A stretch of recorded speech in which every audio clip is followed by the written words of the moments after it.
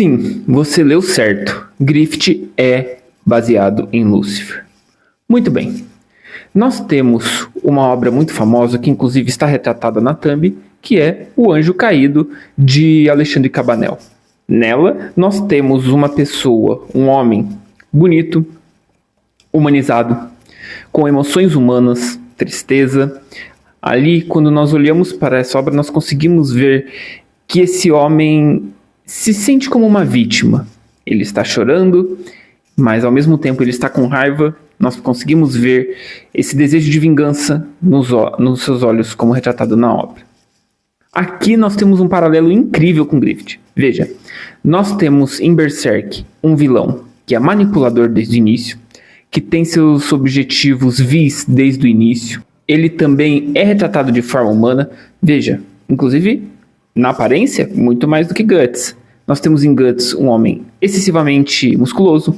Nós temos um homem que usa uma espada gigantesca, que depois, ao decorrer da obra, perde a visão de um olho, perde um braço, usa uma armadura negra, é perseguido por demônios, enquanto Grift, depois do eclipse, é associado a anjos. Ele cria um reino para ele, um reino que é sempre retratado com cores leves, com com aspectos angelicais ali, principalmente na figura do próprio Grift.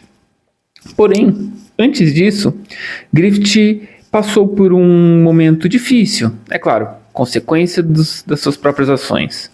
Mas ele foi torturado, ele sofreu uma queda, mas a sua ambição não deixou de existir.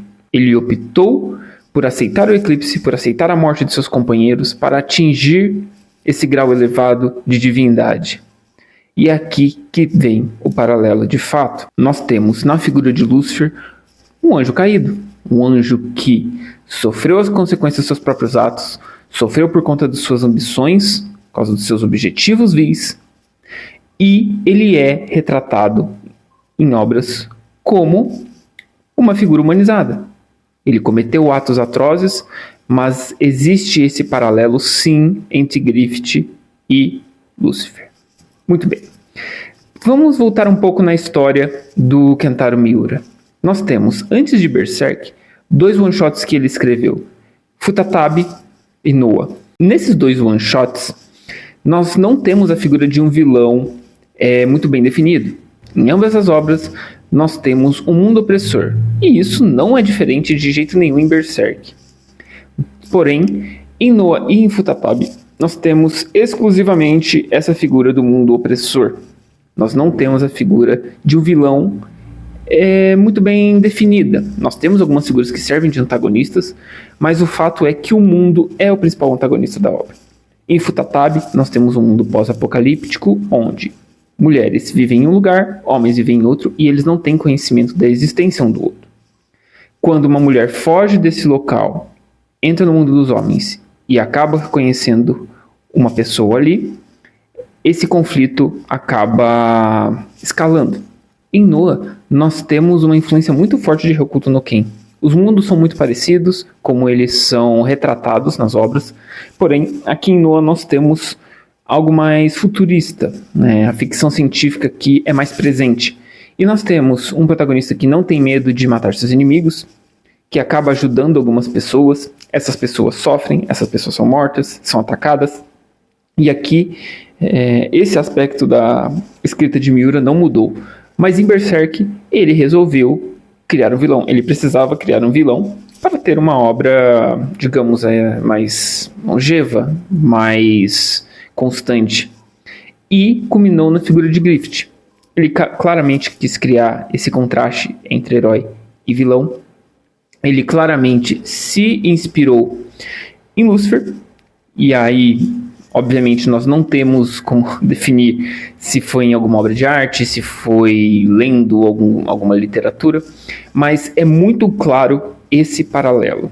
Nós temos a história aqui de pessoas poderosas, ambiciosas, que sofrem algum tipo de retaliação e retornam com esse desejo de vingança.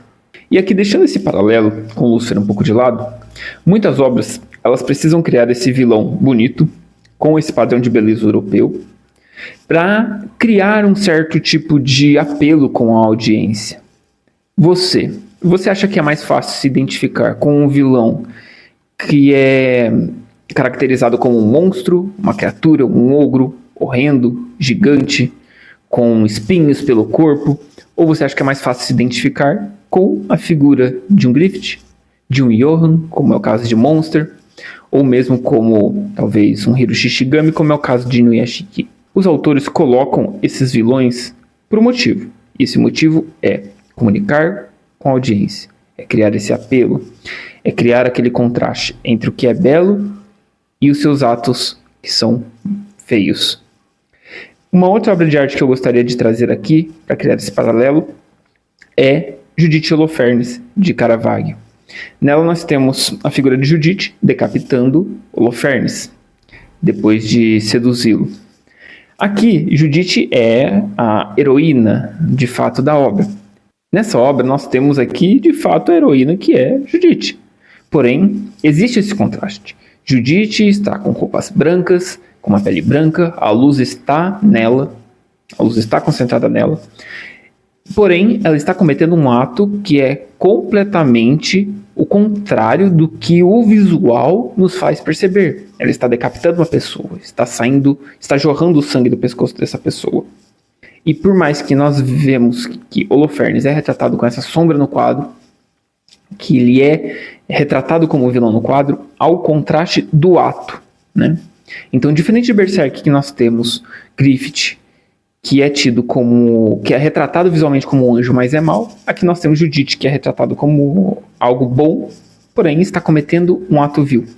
E não tem como negar que esse tipo de contraste comunica conosco, que esse tipo de contraste ele impacta o leitor. E esse é um fato. Isso é um grande trunfo que o Miura usou na escrita de Berserk, ao desenhar seus quadros. E eu arrisco dizer que esse é um dos principais motivos para Berserk ter funcionado. Berserk, talvez, se tivesse retratado seu vilão como algo feio e o herói como algo bonito, e tivesse mantido o roteiro, tivesse mantido os mesmos acontecimentos, não teria tido o sucesso que tem. Esse sucesso só acontece devido à beleza do vilão. Um vilão belo cometendo atos terríveis chama mais atenção do que um vilão feio cometendo atos terríveis. E nós temos muitos acontecimentos históricos que embasam isso de fato. Mas isso fica para outro vídeo. Muito obrigado pela sua audiência e até mais.